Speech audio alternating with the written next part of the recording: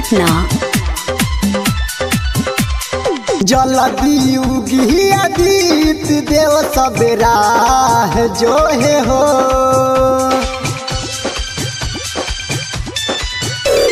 जल्दी उगी आदित्य देव सब राह जो है हो।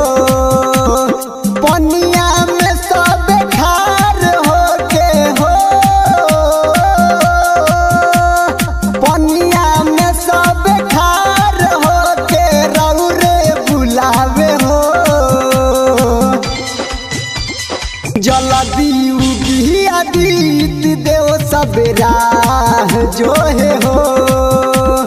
जल्दी उगी सूरज देव सब राह जो है हो।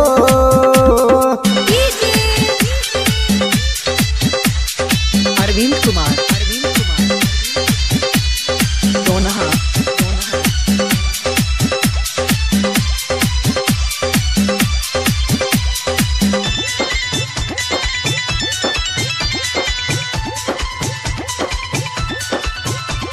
लेके कलसूप हो देखे रौर रूप हो। सबे के हुखारा बाटे काहे कोइले बाहर देर हो।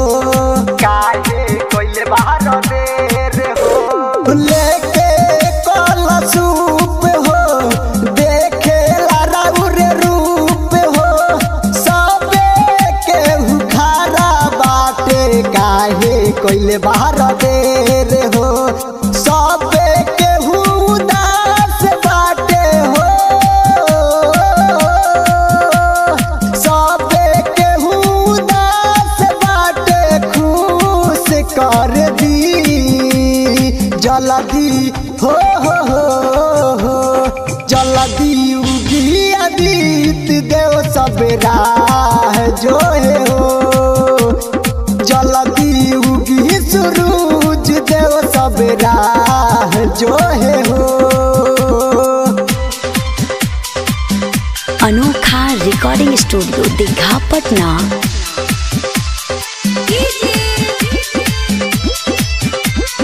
अरविंद कुमार दोनहा।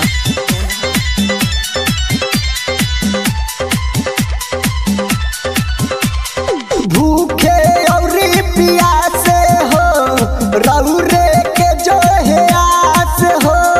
तब कहे देर कइले बानी जल्दी आ जाई घाटे हो। जल्दी आ जाई घाटे हो। भूखे और प्यासे हो रौरे के जो है आस हो। तब कहे देर कइले बानी जल्दी आ जाई घाटे हो। दीपक दिले रे कहत बाटे हो। सूरज विनय कहत बाटे अरजी सुनली। जल्दी हो जल्दी उगी आदित्य देव सब राह जो है हो। जल्दी उगी सूरज देव सब राह जो है हो। पनिया में सब खार होके हो। पनिया में सब खार होके रौरे बुलावे हो। जल्दी उगी आदित्य देव सब राह जो है हो। जल्दी उगी सूरज देव सब राह